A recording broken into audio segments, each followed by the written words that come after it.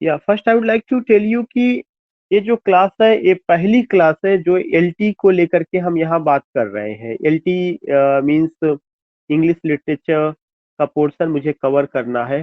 तो बहुत सारे लोगों को एक कंफ्यूजन है कि एलटी क्या है और टीजीटी क्या है। तो मैं ये बता दूं कि जो एलटी है जो टीजीटी है दोनों एक ही चीज है। दोनों की क्वालिफिकेशन वही है।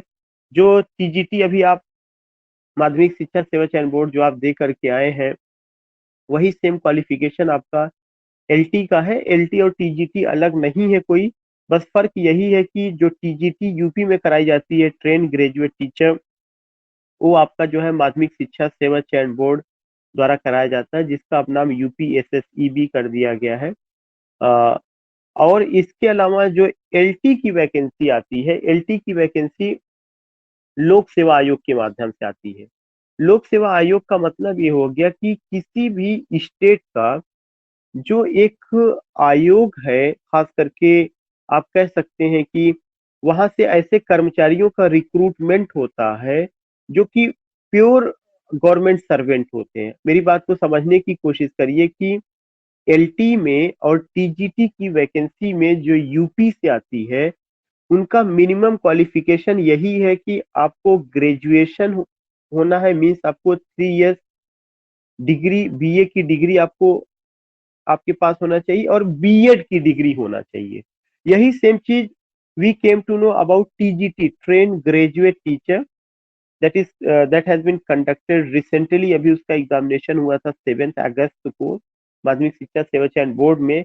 तो दो जिन लोगों की एक कंफ्यूजन है कि एलटी अलग चीज है टीजीटी अलग चीज है, नहीं, दोनों एक ही चीज है। दोनों का ग्रेड पे वही है, दोनों की सैलरी वही है, दोनों की क्वालिफिकेशन वही है। बस यहाँ पर क्या है कि यूपी में दो एजेंसीज हैं जो कि टीचरों की रिक्रूट करती है, रिक्रूटमेंट टीचरों का करती है। उसकी दो एजेंसीज हैं। एक तो एजेंसी वह एजेंसी है जिसको आप माध्यमिक शिक्षा सेवा चयन बोर्ड कहते हैं, जिससे आप वाकिफ हैं, जिसकी अभी जो है वैकेंसी आई थी और आप अभी टीजीटी और पीजीटी के एग्जामिनेशन में अपीयर हुए हैं। पीजीटी इंग्लिश का 18 तारीख को था और टीजीटी इंग्लिश का 7 तारीख को था। अगर आपको याद होगा अगस्त में 2021 में ये कंडक्ट कराया गया। उसमें अच्छी खासी वैकेंसीज आई हुई थी। और अब सवाल ये उठता है कि अगर कोई आदमी ग्रेजुएशन कंप्लीट कर लिया है और ग्रेजुएशन कंप्लीट करने के साथ साथ अगर उसने बीएड की डिग्री प्राप्त कर ली है तो that particular candidate is eligible. वह कैंडिडेट एलिजिबल है, किसके लिए एलिजिबल है? एलटी और टीजीटी के लिए। जो एलटी की वैकेंसी आती है वो यूपीपीएससी द्वारा जारी की जाती है। UPPSC Uttar Pradesh public service commission. जो Uttar Pradesh public service commission है वह जो है पीसीएस की भर्ती के साथ साथ आपका टीचिंग लाइन में भी भर्ती करता है। लेकिन वो जो टीचिंग लाइन में उन कॉलेजेस की भर्ती करता है, उन कॉलेजेस की लिए रिक्रूटमेंट या टीचर्स का रिक्रूटमेंट करता है जो प्योरली गवर्नमेंट कॉलेज है। प्योरली गवर्नमेंट कॉलेज का मतलब कि ऐसे कॉलेज जिसको आप जीआईसी कहते हैं, गवर्नमेंट इंटर कॉलेज, जिसको आप जीजीआईसी कहते हैं, गवर्नमेंट गर्ल्स इंटर कॉलेज, वहां के जो टीचर होते हैं उनका रिक्रूटमेंट यूपीपीएससी द्वारा किया जाता है, Uttar Pradesh public service commission. इसमें फर्क क्या होता है? जो टीचर आपका माध्यमिक शिक्षा सेवा चयन बोर्ड द्वारा सिलेक्ट किया जाता है और जो टीचर आपका UPPSC Uttar Pradesh public service commission द्वारा सिलेक्ट किया जाता है, उन दोनों में एक अंतर होता है। जो आपका Uttar Pradesh public service commission द्वारा सिलेक्ट किया जाता है वो प्योरली गवर्नमेंट टीचर होते हैं। प्योरली गवर्नमेंट टीचर का मतलब कि वो जो है गवर्नमेंट कॉलेजेस में जाते हैं, उनका जो है प्रमोशन सब कुछ जो है गवर्नमेंट के ही हाथ में होता है। वो ट्रांसफरेबल जॉब है, ट्राई टू अंडरस्टैंड, वो ट्रांसफरेबल जॉब है। जो यूपी पीएससी के द्वारा होती है वो ऑल ओवर यूपी में आप अपना ट्रांसफर कहीं पर भी करा सकते हैं। ये बात मैं किसकी कर रहा हूँ? Uttar Pradesh public service commission, जिसका बैच मैं अभी शुरू करने जा रहा हूँ, जिसको आप एलटी के नाम से जानते हैं। तो एलटी का recruitment Uttar Pradesh public service commission द्वारा किया जाता है। उसकी जो मिनिमम क्वालिफिकेशन है वह यही है कि आपको बीए और आपको बीएड किए हुए होना चाहिए, दोनों डिग्री आपके हाथ में हो। लेकिन वहां पे एक और पॉइंट है। वह पॉइंट क्या है? वहां एज लिमिट है। एज लिमिट क्या है? जो जनरल कैटेगरी का आदमी है उसकी एज लिमिट कितनी है? उसकी एज लिमिट आई थिंक कि 35 या 40 ईयर्स, अभी थोड़ा सा मैं मिस कर रहा हूँ।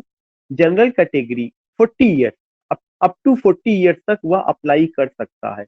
40 ईयर्स जो है जनरल कैटेगरी को दिया गया है कि up to 40 years general category का आदमी क्या कर सकता है? उस पोस्ट के लिए अप्लाई कर सकता है।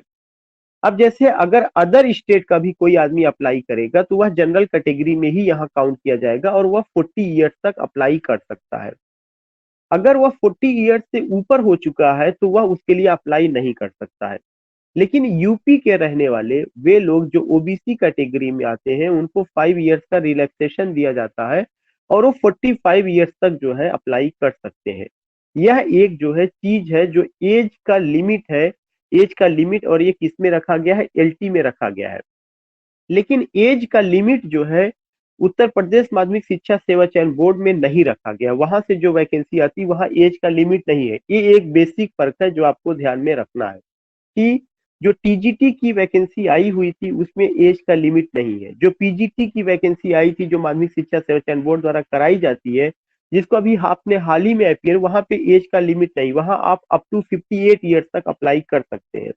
लेकिन एलटी वाला जो आता है या जो जीआईसी का आता है, गवर्नमेंट इंटर कॉलेज, जो पीजीटी का, जिसका 19 सितंबर को अभी पेपर होना है, वहां पर भी दो तरह के टीचर होते हैं।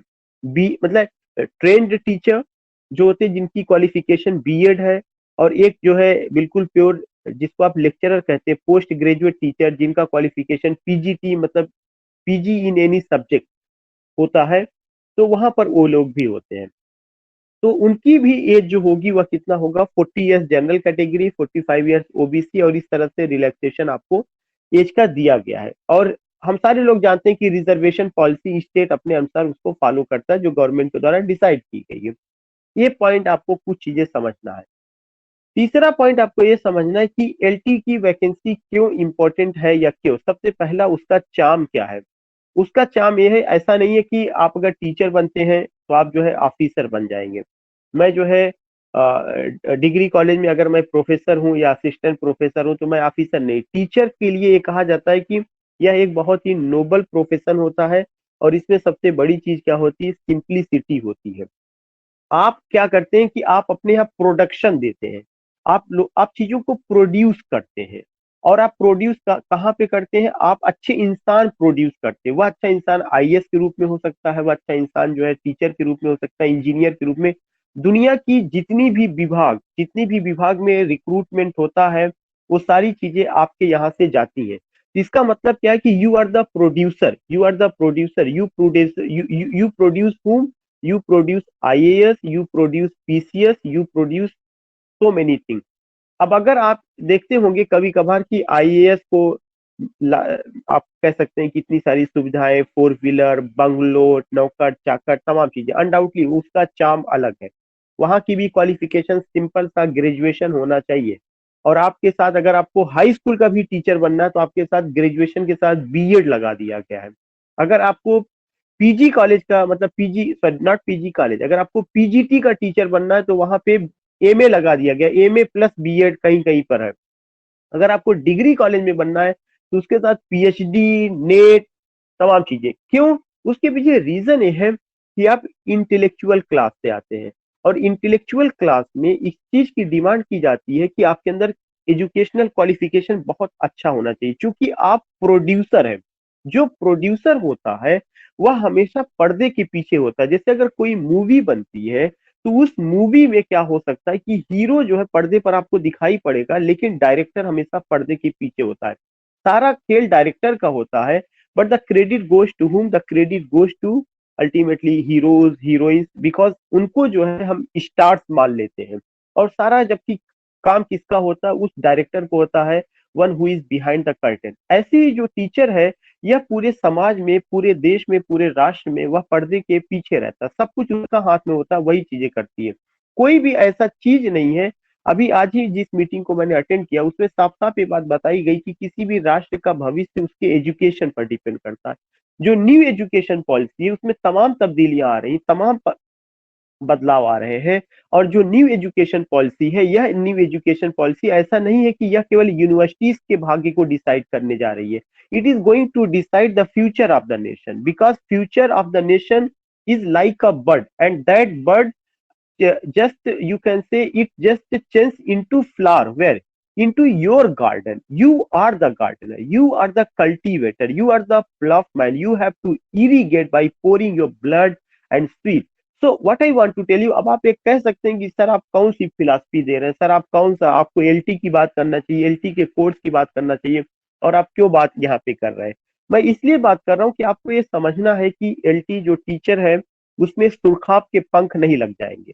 जो टीजीटी का आदमी जो दे करके आया है वही एलटी की चीजें होती है। टीचर जो है, अगर आप टीचर बन रहे हैं तो always keep in your mind कि टीचिंग क्या मांगती है, सैक्रिफिकेशन मांगती है। सैक्रिफिकेशन आपसे क्या करती है कि आपको सिंपल बनना है, आपको नोबल थॉट वाला होना है, और आपको क्या करना है, आपके अंदर जो है हमेशा गिव की पॉलिसी, मतलब आपको अगर याद होगा कि बहुत अच्छी बात बृहदारण्यक उपनिषद में बताई गई है, दत्ता दया धाम दमयता, to give, to sympathise, to control. आपको चीजों को देना है, आपको लोगों के प्रति सहानुभूति बरतनी है, और आपको अपने पेशेंस को कंट्रोल करना है। ऐसा नहीं कि अगर आप आईएएस ऑफिसर को देख लेते हैं तो सोचते हैं यार कि वो तो जो है केवल ग्रेजुएशन किया हुआ था और वो आईएएस बन गया, उसको बंगलो है, उसको लाल बत्ती, car, shadow, all these thing. अगर वहां जाना तो उसके लिए तो सिंपल सा क्वालिफिकेशन ग्रेजुएशन है, 21 साल की उम्र है। ट्राई टू अंडरस्टैंड, पेपर वहां पर भी टफ है, मैं नहीं कहता। अगर आपको याद होगा अभी हाल ही में एक बहुत बड़ा स्टेटमेंट दिया था जो हमारे अभी इसके पहले शिक्षा मंत्री थे, उन्होंने माननीय धर्मेंद्र जी से पहले रमेश पोखरियाल जी जब वो शिक्षा मंत्री थे तो उन्होंने कहा था कि आईएएस बनना आसान होगा लेकिन टीचर बनना अब उससे भी ज्यादा कठिन हो जाएगा। तो मेरी बात को, मैं आपको डरा नहीं रहा हूँ, मैं आपको ये नहीं कह रहा हूँ कि आपको मैं किसी भी तरह का अंडर एस्टिमेट करता हूँ, लेकिन आपको ये समझने की कोशिश करना है कि अब चीजें बदल रही है। Now India needs smart teacher. India doesn't need teacher with chalk and duster. India को ऐसे टीचर की जरूरत नहीं है जो केवल चाक और डस्टर वाला था। इंडिया को ऐसे टीचर की जरूरत नहीं है one who has taken marker, one who has taken you can say duster, one who has used you have to do this, you have to do that. No, not at all. आज की meeting जो थी उसमें ये बहुत खुल करके बात की गई है कि if you are not a techno savvy teacher, certainly and surely with the passage of time you will be removed away. You have to be techno savvy teacher. India needs a techno savvy teacher. अगर आप अपने आप को technology से नहीं जोड़ेंगे तो आपको आने वाले समय में रिमूव कर दिया जाएगा, हटा दिया जाएगा। आप तमाम चीजें, मैं आपको फिर बार बार ये कह रहा हूँ कि टीचिंग अभी थोड़ा सा आसान लग रहा है, लेकिन न्यू एजुकेशन पॉलिसी जब आप पढ़ेंगे उसमें चीजों को जॉब ओरिएंटेड चीजें की गई है, टेक्नो सेवी किया गया है। आप अब क्लास 6 का बच्चा जो है, अभी आप नहीं, जब आप ज्वाइन करेंगे बहुत तेजी के साथ ट्रांसफॉर्मेशन हो रहा है। क्लास 6 का बच्चा आपको ऐप बनाना सीखेगा। आपको नहीं पता हो सकता, हमें नहीं पता हो सकता, वी आर नॉट टेक्नो सेवी, लेकिन वो चीजें आपके करिकुलम में ये चीज डाल दी गई है कि आपके बच्चे को पीपीटी बनाने आना चाहिए। आपके बच्चे को जो है ये चीज बनाने आना चाहिए कि अगर उसको कोई चीज प्रेजेंट करना है तो उस चीज को वो जो है क्या करे, विद इन मिनट उसको वो करे। अभी जितने भी स्मार्ट कॉलेजेस रहे हैं जो टेक्नो सेवी रहे, उन्होंने अपने बच्चे को काफी ट्रेन किया। और अगर आप देखेंगे कि गांव में अब जो बच्चे हैं, जो गरीब घराने के बच्चे थे या जो मिडिल क्लास के बच्चे थे, जो कभी सीबीएसई बोर्ड में अच्छे कॉलेजेस में पढ़ने जाते थे, अब इस कंडीशन वो फीस नहीं अफोर्ड कर पा रहे हैं, वो सारे बच्चे जीआईसी में लौट आए हैं जिसका आप एग्जामिनेशन देने जा रहे हैं। मैं आपको भदोही की बात बताता हूँ, अभी कल मेरी वहां पे बात हो रही थी। भदोही की ये कंडीशन है कि भदोही में जीआईसी में वहां पे ये बोर्ड लगा दिया गया है कि admission are close, we don't have seat. ये मैं जीआईसी की बात बता रहा हूँ। और एक समय ऐसा था, आप 2 साल के पीछे आप उठा करके देखिएगा, बहुत सारे अच्छे अच्छे लोग ज्वाइन किए हैं, एसपी भाई भी हैं, वो भी टीचर हैं। उनको भी, उनसे अगर आप या हम सारे लोगों का अगर आप एक्सपीरियंस देखेंगे, 2 साल के पहले जो है जीआईसी में एडमिशन नहीं होता था, बच्चे एडमिशन नहीं लेते थे। वो सीबीएसई बोर्ड के नाम पे जो बड़े बड़े कॉन्वेंट स्कूल, पब्लिक स्कूल खुले थे, वहां पर जाकर के वे अपनी अपनी पढ़ाई मतलब वो करते, उनको लगता था कि वो चीजें हैं। सरकारी स्कूल का कायाकल्प हो रहा है, सरकारी स्कूल दोबारा उसी मुकाम पर पहुंच रहे हैं। जबकि मैं आज के मैं करीब 20 साल पहले की मैं बात कर रहा हूँ। आज के 20 साल पहले मेरे जो बड़े भाई हैं उनका एडमिशन जीआईसी में होना था। 20 साल पहले की मैं जीआईसी की बात बता रहा हूँ, या और समय हो गया होगा, 20 साल से ज्यादा, 1996 वगैरह की बात है ये। तो उसमें 23-24 साल का, आप यकीन मानिए कि जीआईसी में एडमिशन के लिए जो है इतना प्रयास किया गया, बहुत मुश्किल से एडमिशन हो पाया, वो भी आपको उस समय के जो वहाँ के डिस्ट्रिक्ट मजिस्ट्रेट थे उनसे लेटर लिखवाया गया, और भी तमाम जो बड़े बड़े लोग थे उनसे लिखवाया गया। मैं उस चीज का जब मैं मंजर मेरे दिमाग, क्योंकि मेरे भाई मुझसे 1 साल बड़े थे, मैं हाई स्कूल में था, वो इंटर में थे। तो जीआईसी में एडमिशन लेने के लिए मेरे फादर को बहुत पापड़ बेलना पड़ा था। एंड आई रिमेम्बर दैट कि वो कहाँ कहाँ गए थे, जबकि मेरे फादर एक रिनाउंड लायर रहे डिस्ट्रिक्ट के, लेकिन फिर भी उनको इतना पापड़ बेलना पड़ा कि जीआईसी में एडमिशन नहीं होता था। एक जमाना ऐसे आया जबकि लोग जीआईसी में एडमिशन लेते नहीं थे, और आज मैंने देखा कि कैसे रिवाइव हुआ चीजें। मैं कह सकता हूँ कि ये पैंडेमिक ने रिनेशन आया एजुकेशन की फील्ड में, खास करके सरकारी स्कूलों का कायाकल्प हो रहा है। और आज जीआईसी अपने यहाँ बोर्ड लगा रहा है कि एडमिशंस आर क्लोज। अब उसके पीछे इकोनॉमिक क्राइसिस है, उसके पीछे गवर्नमेंट की कोई पॉलिसीज है कि हमें गवर्नमेंट कॉलेजेस की इंफ्रास्ट्रक्चर को बदलना है, या उसके पीछे सिलेक्शन क्राइटेरिया है। कई चीजें मायने रख रही। इकोनॉमिक क्राइसिस मैं स्वीकार करता हूँ। मैं ये भी स्वीकार करता हूँ कि जो सीबीएसई बोर्ड के कॉलेजेस थे उन्होंने लोगों को खूब लूटा। पब्लिक जो कॉलेजेस थे, क्योंकि वहां पे बहुत ज्यादा फीस, कुछ कॉलेजेस ऐसे हैं जो केवल प्री नर्सरी में लाख रुपया, जयपुरिया कॉलेज है हमारे यहाँ कानपुर में, हमारे एक मित्र के बच्चे पढ़ते हैं, वहां पे 1 साल की फीस 1,20,000 नर्सरी की बात कर रहा हूँ, प्रेप की मैं बात कर रहा हूँ। जो छोटा बच्चा जो एबीसीडी सीखता है, 1,20,000 उनको देना पड़ता है। आप ही बताइए, अगर दो बच्चे हैं तो पढ़ाना कितना मुश्किल हो जाएगा। दूसरा चीज मैं आपको ये बता रहा हूँ कि कोई सरकारी स्कूल जो होता है वहां की फीस कितनी है, यू कैन जस्ट अंडरस्टैंड। तो आप जिस जगह जा रहे हैं, आप एक तो प्योर गवर्नमेंट सर्वेंट होंगे, उसकी ग्रेड पे वही है जो कि एडेड कॉलेजेस का, जो टीजीटी का टीचर होता है वह एडेड कॉलेजेस में जाता है। एडेड कॉलेजेस में यूपी में इसका मतलब ये होता है कि सैलरी आपको गवर्नमेंट देगी, लेकिन आप गवर्नमेंट सर्वेंट नहीं होंगे, मतलब आप बिल्कुल सरकारी कर्मचारी जिसको कहा जाता है वो आप नहीं होंगे। लेकिन जो एलटी जो आप भरे हुए हैं, जो जीआईसी है, जो जीआईसी पीजीटी है, उसके लोग प्योर गवर्नमेंट सर्वेंट होते हैं। क्योंकि मैं ये दोनों नौकरियां छोड़ा हूं, मैं जीआईसी पीजीटी भी छोड़ा हूं, मैं गवर्नमेंट डिग्री कॉलेज की भी 2 जगह छोड़ा हूं, बिहार लोक सेवा आयोग, उत्तर प्रदेश लोक सेवा आयोग, 6,000 ग्रेड पे। आप लोग जो मुझे लगता है जा रहे हैं वो शायद 4800 की ग्रेड पे होगी, ऐसे ही के आसपास, या 4600 की ग्रेड पे होगी।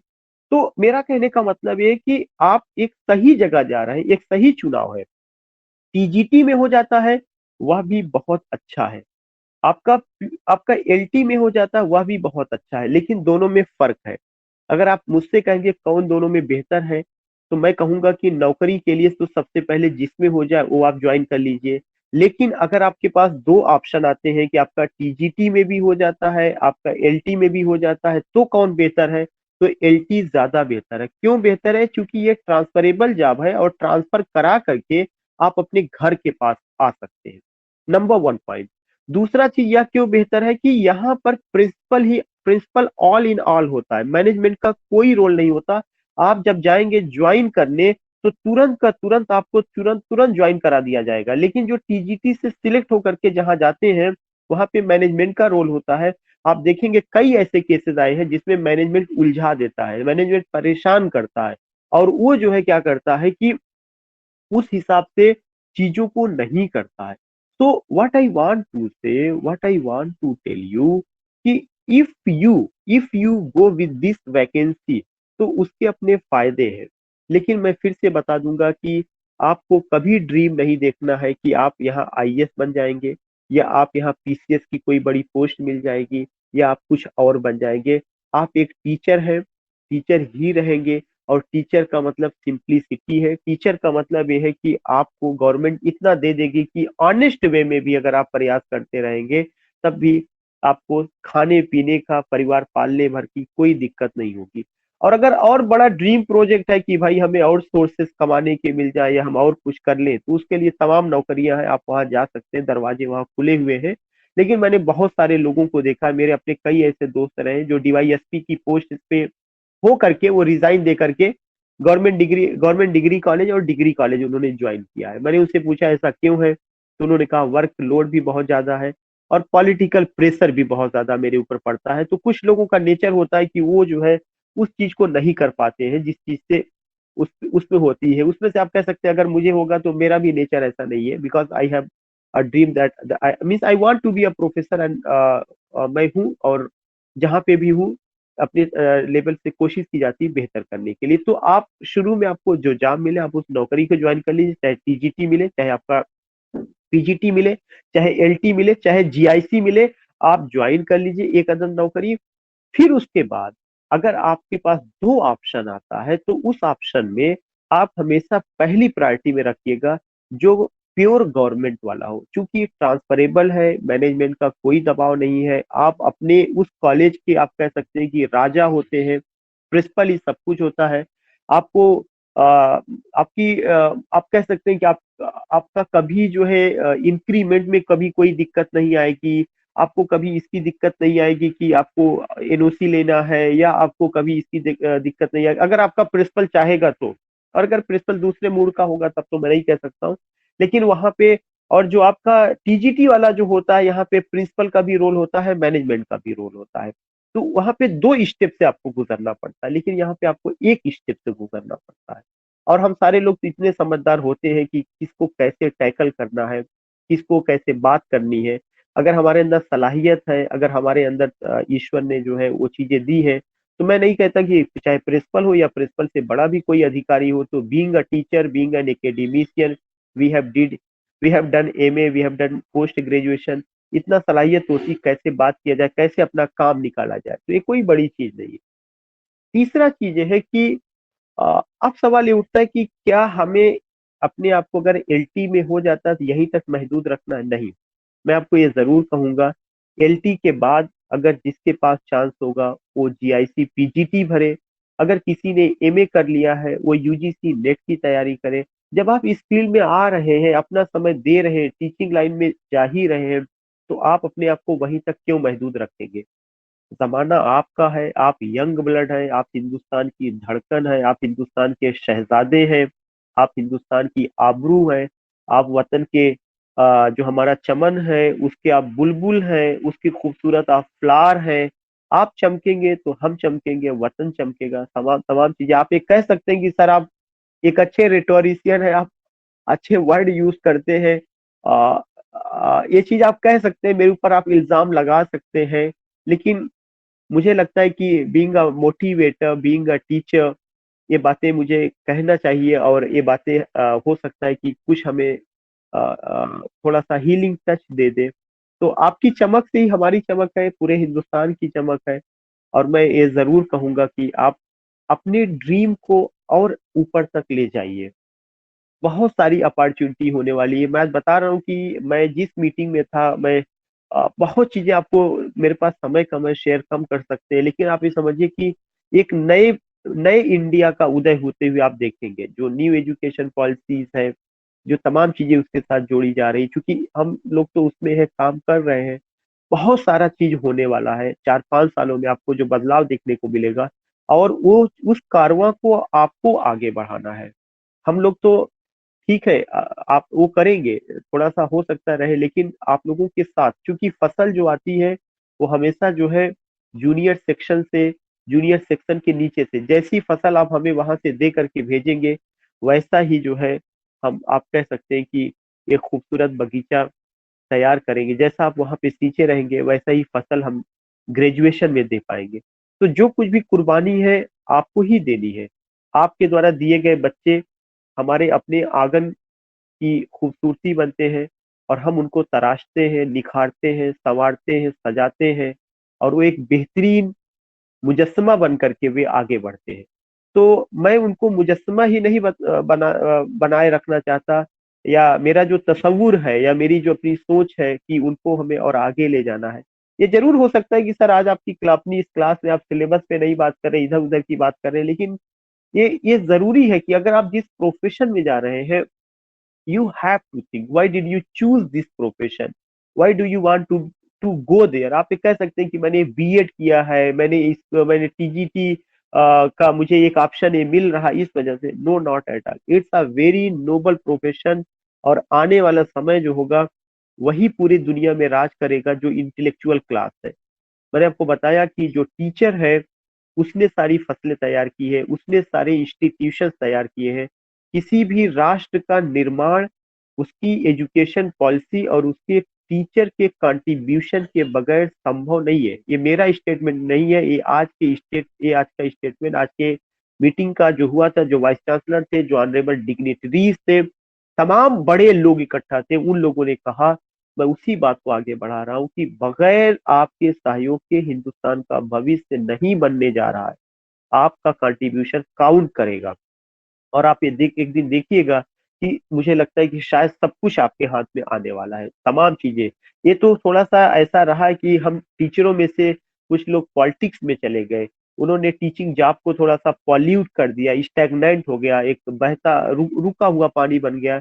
वरना अ, मुझे याद है कि बहुत कुछ बेहतर था, बहुत कुछ जो बगीचे में जब बैठ के बच्चों को पढ़ाया जाता था, और वो महुआ के पेड़ के नीचे आम के बाग में भी बच्चों को पढ़ाया जाता था। इंडिया ने उस एजुकेशन पॉलिसी को भी देखा है, और इंडिया अब उस एजुकेशन पॉलिसी को देखने जा रहा है जहाँ पे डिजिटल क्लासरूम होगा, जहाँ पे डिजिटल लैब होगा, जहाँ पर डिजिटल आपका बोर्ड होगा, और जहां पर मैं नहीं कहता हूं कि डिजिटल टीचर होगा। ऐसा नहीं कि टीचर भी कोई रोबोट हो जाएगा, टीचर आप ही होंगे। उस टीचर में इमोशन होगी, उस टीचर में फीलिंग्स होगी, उस टीचर में, लेकिन उस टीचर को टेक्नो सेवी टीचर कहा जाएगा। तो मेरी इन बातों का जरूर आप ख्याल में रखिएगा कि अगर आप जहाँ पे भी सिलेक्ट होके जाएंगे, क्योंकि बहुत सारे लोग जो ज्वाइन किए, मुझे उम्मीद है कि टीजीटी में वो सिलेक्ट होके जाएंगे, तो उनको वहां पे नए ढंग से काम करना पड़ेगा। और आपको वहाँ के जो सीनियर टीचर्स होंगे, जो पुरानी परंपरा के हैं, उनसे आपका दो चार भी होगा, और बहुत सारी बातें आपको सुनने को मिलेंगी। लेकिन फिर भी आपको उनके साथ सामंजस्य बना करके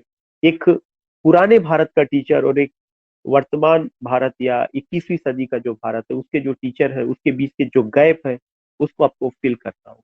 इतनी सारी चीजें। अब सवाल ये उठता है कि सिलेबस क्या है। मैं आपको कुछ चीजें बता दूं कि जो आप एलटी का सिलेबस की बात कर रहे हैं, यह सिलेबस बिल्कुल स्पेसिफिक है, टू द पॉइंट पढ़ना है। यहाँ पे गागर में सागर जैसा नहीं है। अगर कोई राइटर है तो उस राइटर की इतनी पोयम पढ़नी है, उस राइटर का इतना नावल पढ़ना है, उस राइटर का इतना ड्रामा पढ़ना है, उस राइटर का इतना प्रोज पढ़ना है, या शॉर्ट स्टोरी पढ़नी है। स्पेसिफिक है। All the writers, they are in the means those writers who are in the syllabus, you will come to know कि if they have written, if Shakespeare has written 37 plays, yeah, 154 sonnets, you don't have to talk about 154 sonnets or 37 plays। Specific syllabus की these works of William Shakespeare you have to read, these sonnets of William Shakespeare you have to read। तो एक तो specific है, ये चीज हमें ध्यान में रखना है। लेकिन उसकी खूबसूरती क्या है, सिलेबस को जो है यूनिवर्सिटी ऑफ इलाहाबाद की प्रोफेसर ने ही तैयार किया था। अब वो रिटायर हो गई है इस समय, श्रीवास्तव मैडम थी, उन्होंने उसको तैयार किया था। लेकिन उस सिलेबस की एक ब्यूटी है, जब आप उस सिलेबस में जाएंगे तो उस सिलेबस की ब्यूटी ये है कि जो करंट टाइम में हो रहा है वो भी आपके यहाँ सिलेबस में रखा गया है। जैसे मैं एक नाम लेना चाहूंगा, चिनुआ अचीवी का थिंग्स फॉल अपार्ट, बहुत ही पॉपुलर नॉवेल है। चिनुआ अचीवी को नोबेल प्राइज मिला हुआ था, और जब चिनुआ अचीवी को नोबेल प्राइज मिला हुआ था तो उनका जो नावल है वह कॉलोनियल पर्सपेक्टिव से बात करता है। आपको वो भी पढ़ने को मिलेगा। आपको इंडियन पर्सपेक्टिव में से केवल ऐसे ही राइटर नहीं मिलेंगे जो पुराने हैं, इंडिया के जो नए राइटर हैं वो भी आपको देखने को मिलेंगे। तो सिलेबस का जो डिजाइन है बहुत ही ब्यूटीफुल है, और आपको ये मान के चलना है सिलेक्टिव है, लेकिन उस सिलेक्टिव के साथ साथ वह बहुत अपीलिंग है। ऐसा नहीं है कि वह केवल उस शताब्दी की बात करेगा जहाँ पे हमारे दादाजी रहते थे, दादा से पहले के हमारे जो फोर फादर्स थे, उनके जमाने की बात करेगा। It talks about your zamana, it talks about your time, the time in which you are living. या आपसे 40 साल पहले के लिटरेचर के बारे में आपको बात करेगा, आपको करंट के बारे में भी बात करेगा। तो ये उस सिलेबस की ब्यूटी है। तीसरी ब्यूटी ये है कि there is a beautiful Confluence, there is a beautiful Confluence of prose writers, dramatists, novelists, and you can say essayists or short story writers। एक ब्यूटीफुल कॉन्फ्लुएंस रखा गया है, उनका खूबसूरत संगम है। और जो लिटरेरी पीसेस रखे गए हैं, they are unique, they are matchless. अगर आप फ्रांसिस बेकन को पढ़ेंगे तो जो ग्रेजुएशन में आपने पढ़ा है, जो पढ़ाया गया ग्रेजुएशन या पीजी में, वही एसेज आपको मिलेगा। आप स्टडीज मिलेगा, आप रिवेंज मिलेगा, या उनके एक आध और खूबसूरत एसेज आपको मिलेंगे।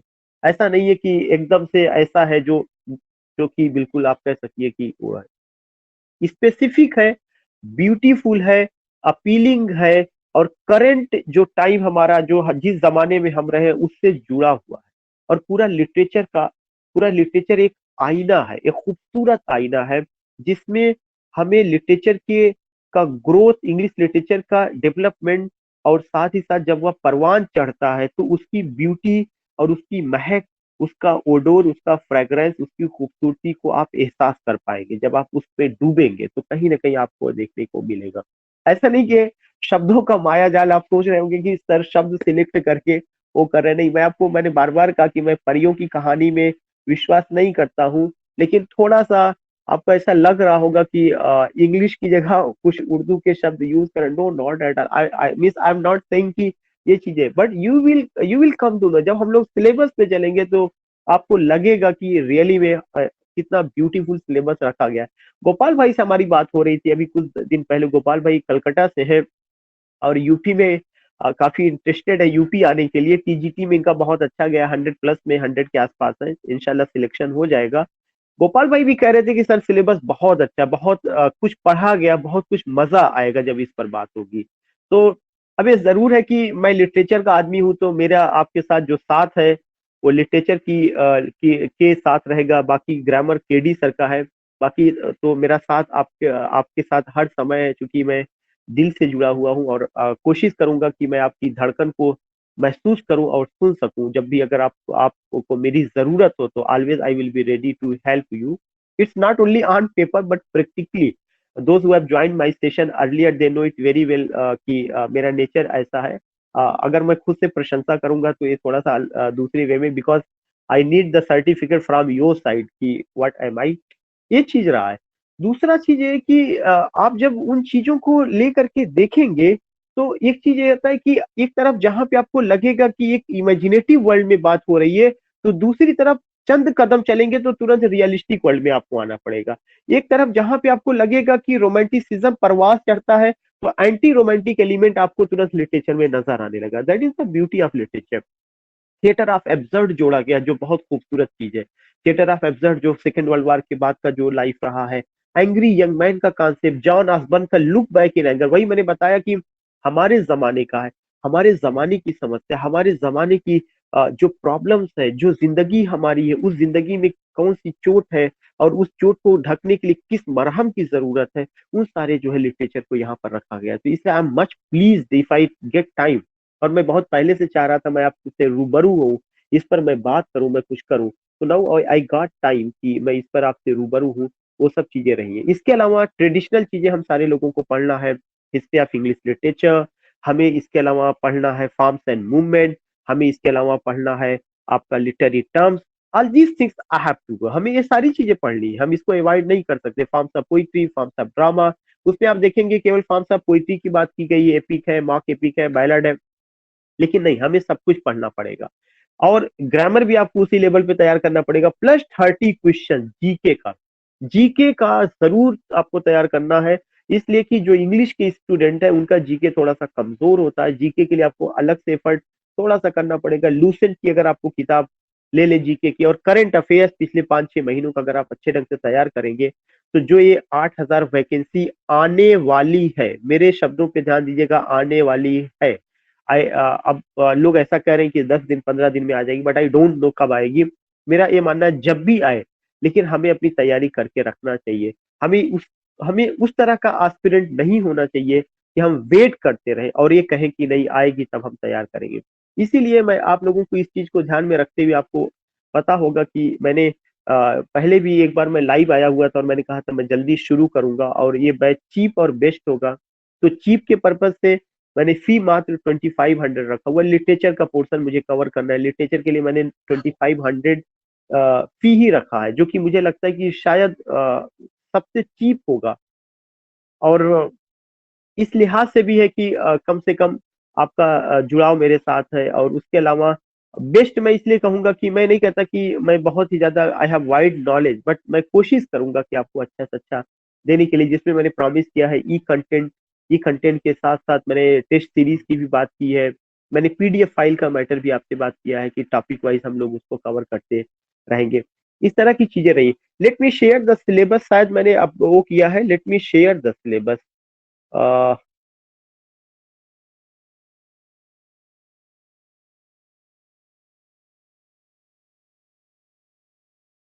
Share PDF.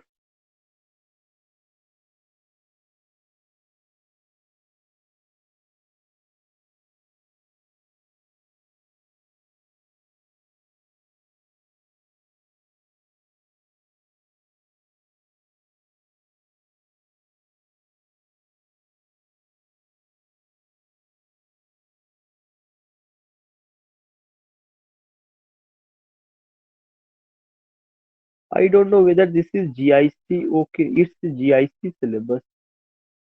No, not at all. I have to share another thing. Uh,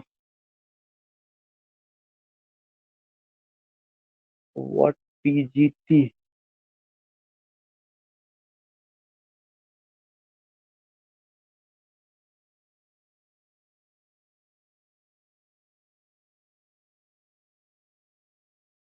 Yeah, you will come to know this is the syllabus. If you go with the syllabus, you will come to know this is the syllabus.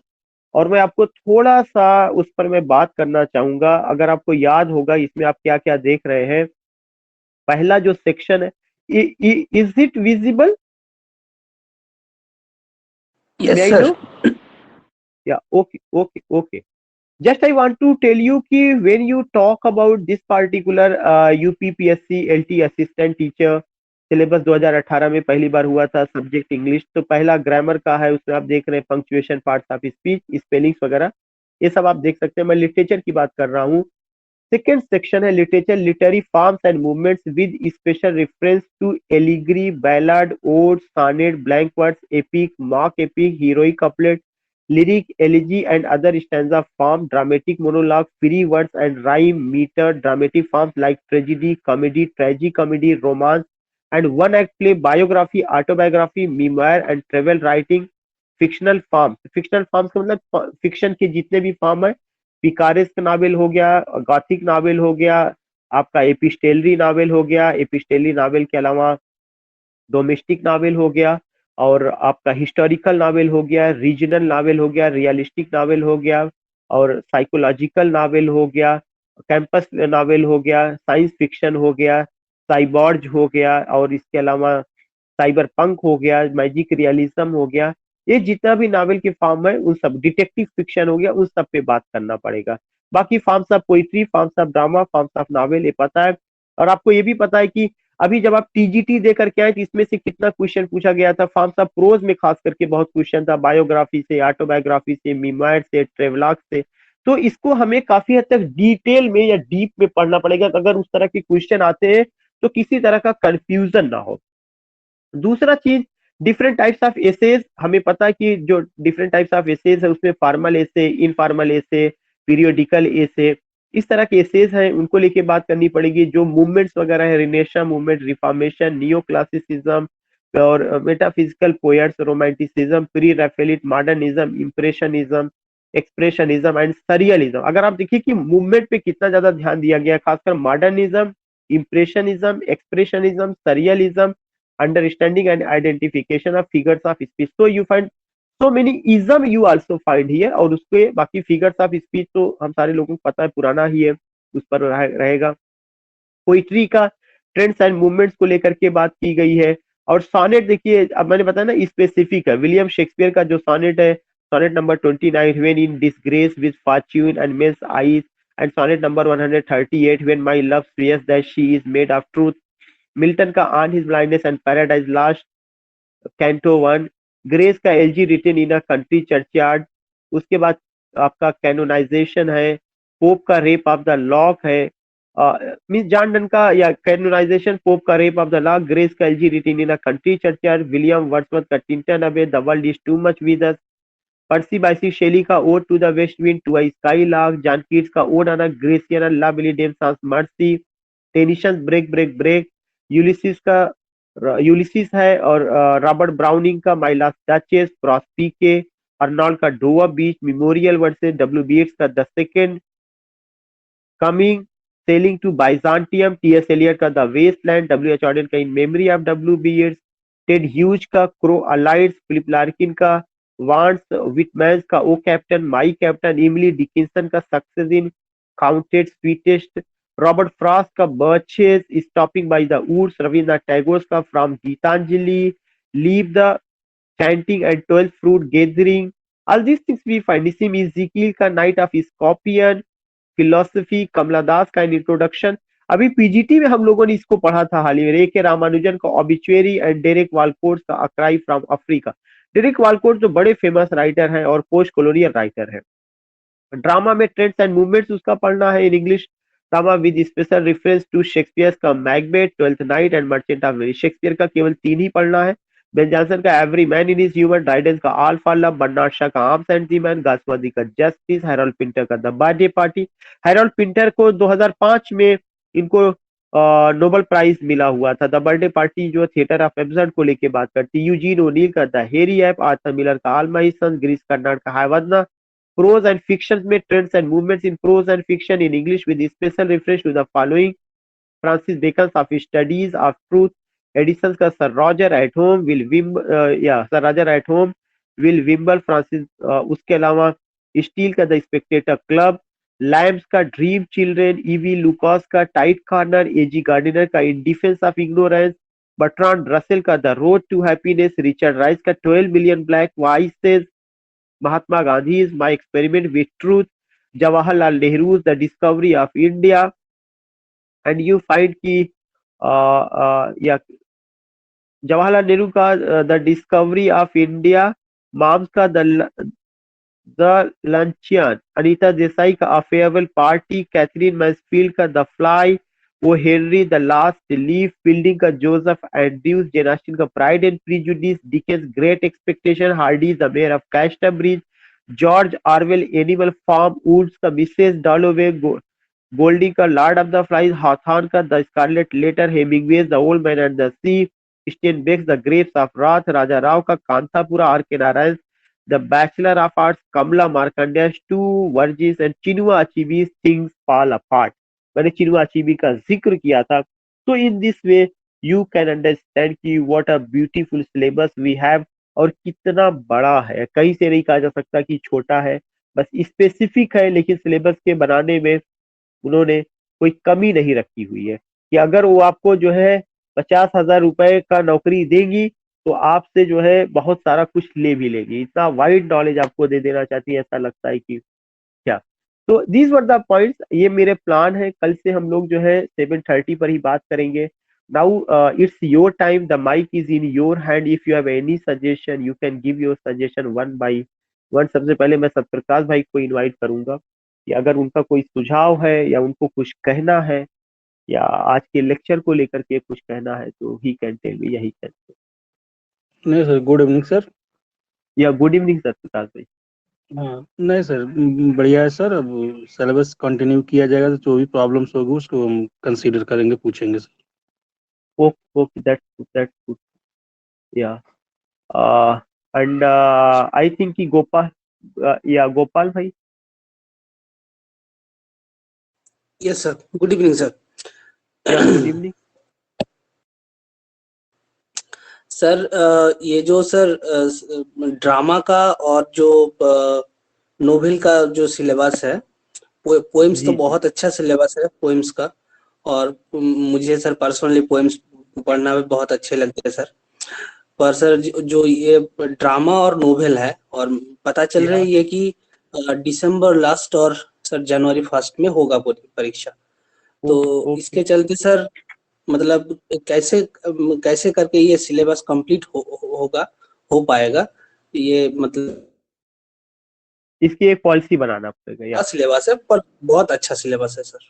अच्छा syllabus है। We have to make a policy कि हमें इसको on time he complete करना है, बेशक on time he complete करना है। या बिल्कुल हाँ मैं उस मतलब पॉइंट को मैं करूँ। अच्छा अच्छा। हाँ हाँ, मैं जो आपका सजेशन है मैं उसको फॉलो करूंगा कि हम लोग सबसे पहले जो शुरू करेंगे, हो सकता है कि कुछ ऐसा बांटे, हफ्ते में एक या दो पोयम को ले लिया जाए, और ज्यादातर चीजें जो नावल रही है उस पर हम लोग बात करेंगे। हम पहले जो शुरू करेंगे मोस्ट प्रोबेबली नावल से ही शुरू करेंगे, नावल से ही शुरू करेंगे। या राजकुमार भाई, राजकुमार भाई, where your name is mentioned, there is a symbol of the mic. You can unmute yourself. Touch it. You can unmute.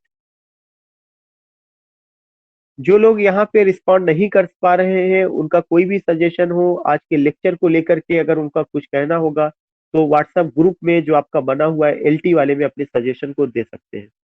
Aarti madam, Aarti madam का माइक। या Yes, sir. जी मैडम, Yes, sir. जी madam. No, या sir. No या suggestion. Nothing. When you will continue, then I'll. If anything will be there, then I will tell you, sir.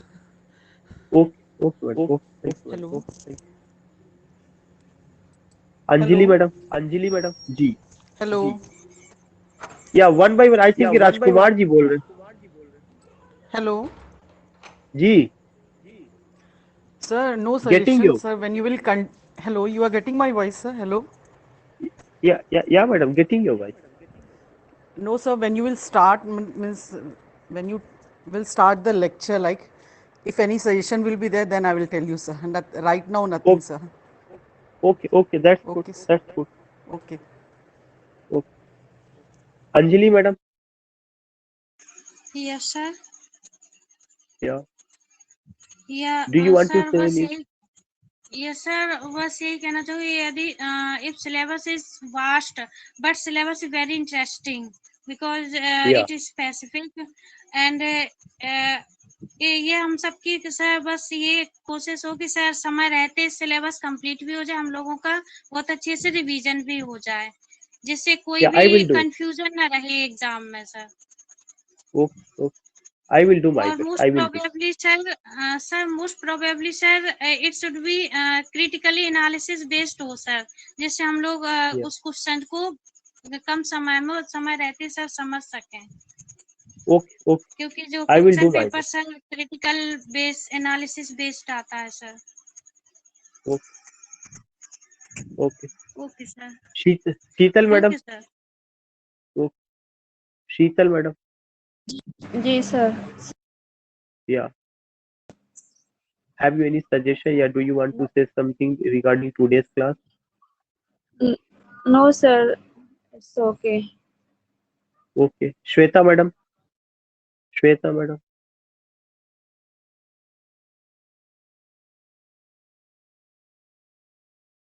Rani Singh ji, Rani ji join किए, Rani Singh ji. Yes sir.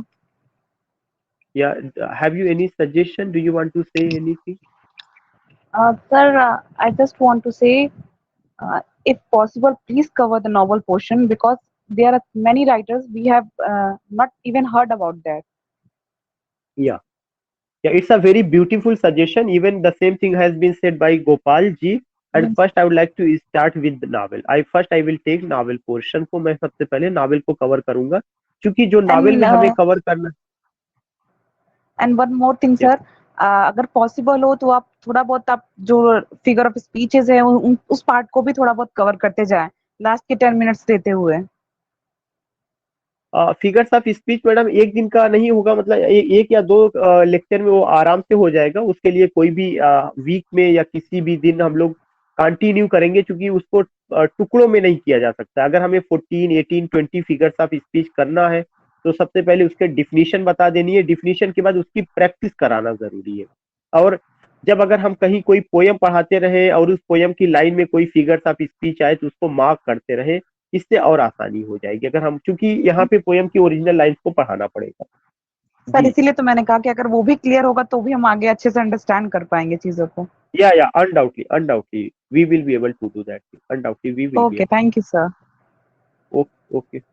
या and one thing I would like to tell to all of you hello कि sir. हम लोग, yeah hello. जी Shweta madam, जी जी हाँ please sir, से सर मुझे कुछ कहना था कि मतलब सर ये एलटी का सिलेबस तो बहुत मतलब कि वास्ट है, मतलब कि बहुत ज्यादा इसमें मतलब एक भी राइटर पता नहीं छोड़े हैं कि इन्होंने नहीं छोड़े हैं। मतलब जितने सारे राइटर हैं सर, मतलब सबको तो दे ही दिए हैं, बट सर ये है ना कि हमको एक एक चीज को सर इनके मतलब इनको कवर करना पड़ेगा, क्योंकि सर वो या कैरेक्टर्स नेम हो या फिर सर पोएम्स में जो भी पोएम्स हो इनके लाइन बाय पोएम को हमको मतलब लाइन बाय लाइन हमको अच्छे से कवर करने पड़ेंगे सर, तभी तो सर मतलब हो सकता है ये। जी जी जी बस सर यही हमको जी कहना था, क्योंकि सर और सर ये भी है कि हम लोग हो सकता है सर शायद मतलब मे बी कि ये टीजीटी में हम लोगों ने रिवीजन नहीं सही कर पाया। बस सर हम लोगों की कमियां यही रही। तैयारी तो हम लोग जी बहुत अच्छे किए सर, बीच कैसी परिस्थितियां आ गई, कैसे क्या हो गए, मतलब कभी कुछ ऐसे कुछ होते रह गया सर, इसकी वजह से तो हम लोग मतलब लेबर करके भी सर पीछे रह गए। हम्म बट सर मतलब जी कुछ कमियां थी सर, हम लोग को पकड़ा, बट हम ये चाहते हैं सर कि एलटी में ऐसा कुछ ना हो, मतलब पूरे हम लोग मतलब अपना जितना हो लगाते हैं सर इसमें। नहीं नहीं, या आप अपनी तरफ से ऑल द बेस्ट, आप लोगों को डू योर बेस्ट, और मैं भी पूरी कोशिश करूंगा। तो जब एक जॉइंट वेंचर पे होगा तो we will be able to do something. Yeah Brajpal ji, okay sir. Brajpal ji, good evening. Yeah good evening. हाँ सर, क्लियर सर, जैसे सर आप बता रहे हैं वही प्लान सर सही रहेगा। ठीक है सर, एकदम। Sir Iffat madam, sir GIC वाला सर, जीआईसी का सर 5:30 सर रहेगा डेली, जीआईसी लेक्चर से वाला। जीआईसी का, हाँ जीआईसी का 5:30। एक्चुअली में देखिए, मैं आपको बता दूं कि यू ऑल नो कि जो भी आदमी थोड़ा सा इस तरह से, अगर हम लोग कहीं वर्किंग प्लेस में है, जॉब में है, तो बहुत सारी चीजें ऐसी हैं जहां पर हम लोगों को आप कह सकते हैं कि एडजस्ट करना पड़ता है। तो कभी कभार ऐसा हो सकता है कि मैं टाइम बदल दूं। अगर मैं टाइम बदल दूं तो इसका मतलब ये नहीं है कि मैं क्लास नहीं लूंगा। कल मजबूरी थी, ट्रेन में थे तो ट्रेन में क्लास नहीं ले सकते थे, लेकिन आज मैंने क्लास जी सर। लिया, और क्लास लेने के पीछे रीजन है कि मैं कमरे में हूँ तो मुझे कोई ऐसी दिक्कत नहीं है। मैं ले रहा हूँ। ऐसे अगर जीआईसी का भी मैं लेट हुआ तो ठीक अपनी जगह, लेकिन but I will take your class. वो 5:30 पर रहेगा, और एक सेशन मॉर्निंग में भी जीआईसी का रहेगा, क्योंकि जीआईसी का एग्जामिनेशन नजदीक है तो उसका दोनों सेशन मैं कराऊंगा, एक मॉर्निंग में एक इवनिंग में। हाँ सर, हाँ हाँ। जी सर, हाँ मॉर्निंग 2 में सेशन छोटा ले लीजिए सेशन सर उसका। रहेगा, और हाँ मॉर्निंग में छोटा रहेगा लेकिन इवनिंग में बड़ा सेशन रहेगा। Iffat madam, Iffat madam. जी सर, सिलेबस तो सर बहुत अच्छा है सर, मेरे को भी ना थोड़ी प्रॉब्लम फिगर ऑफ स्पीच में ही आ रही है सर, तो बस उसको आप एक बार देख दीजिएगा। वैसे तो सर अच्छा है काफ़ी सिलेबस, नॉलेज बहुत मिल जाएगी ये इसकी तैयारी करके हम लोग को एक बार। जी जी जी, दैट्स गुड, दैट्स गुड।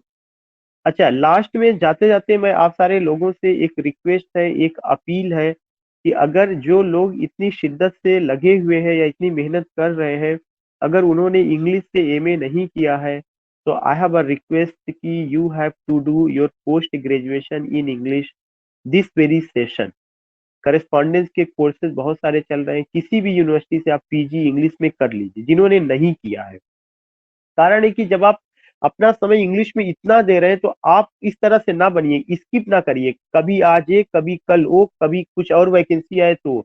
एक जगह पर अगर आप अपना टाइम देंगे, एक एक जगह ऊर्जा को लगाएंगे, तो you will be able to do something, उसमें अच्छे ढंग से आप करेंगे। एक आपको स्पेशलाइजेशन होना चाहिए किसी ना किसी चीज में, और स्पेशलाइजेशन केवल सब्जेक्ट का ही नहीं होता, सब्जेक्ट के अंदर का भी स्पेशलाइजेशन। इंग्लिश इंग्लिश से अगर आपने एमए कर लिया तो इसका मतलब ये नहीं कि आपका इंग्लिश में स्पेशलाइजेशन हो गया। अब अगर मैंने पीएचडी कर लिया तो ऐसा नहीं मुझे पूरी इंग्लिश की जानकारी हो गई। मेरा जो स्पेशलाइजेशन है वो जेंडर स्टडीज है, फिक्शनल थियरी है, क्रिटिसिज्म है, यही चीजें हैं। तो what I want to tell you कि जब भी आप इन सारी चीजों को कर रहे हैं तो प्रिपेयर योरसेल्फ, अपने आप को प्रिपेयर करिए। इंग्लिश से एमए जिन्होंने नहीं किया कर लीजिए, क्योंकि उनके लिए और दरवाजे खुल जाएंगे। और जिन्होंने किया है वो जो है, अगर उनका 55% जनरल कैटेगरी या 50% ओबीसी कैटेगरी में है, तो वो यूजीसी नेट की तैयारी करें, क्योंकि मैं बता रहा हूँ कि बहुत सारे ऑफर हायर एजुकेशन के आपके दरवाजे पर होंगे। और आपको केवल इसलिए नहीं करना कि आपको हायर एजुकेशन में जॉब लेनी है, आपको इसलिए करना है अगर आपको एलटी में भी मिल जाए, पीजीटी का भी मिल जाए, तो आपके पास इतना नॉलेज हो कि आप उस चीज को कैश करा सके चीजों को। तो ये मेरा सजेशन है, ये मेरा वो था। Now I am going to hello conclude. Sir, yeah sir 50+ वाले सर यूजीसी नेट सर दे सकते हैं सर ओबीसी में 50+ सर? ओबीसी में दे सकते, ओबीसी में दे सकते, यस सर, ओबीसी में दे थैंक यू सर। सकते। Okay. So now I'm going to conclude this session. We will meet you tomorrow at 7:30. कल हम लोग 7:30 पर मिलेंगे। और फिर मैं कहना चाहता हूँ कि अगर मैं लेट होता हूँ, मैं इसके लिए माजूर चाहता हूँ, अगर मैं लेट होता हूँ तो आप ये ना समझिए कि I will not take class. हो सकता है आपकी क्लास को टाइम में बढ़ा दूं, मैं 1.5 से 2 घंटा पहले ही मैसेज कर दूंगा। वैसे ऐसा होना नहीं है। In casualty or in emergency if I join any other place, तो आपको मैं कर दूँ। ठीक हो। And thanks for giving your thank you beautiful sir. Concern.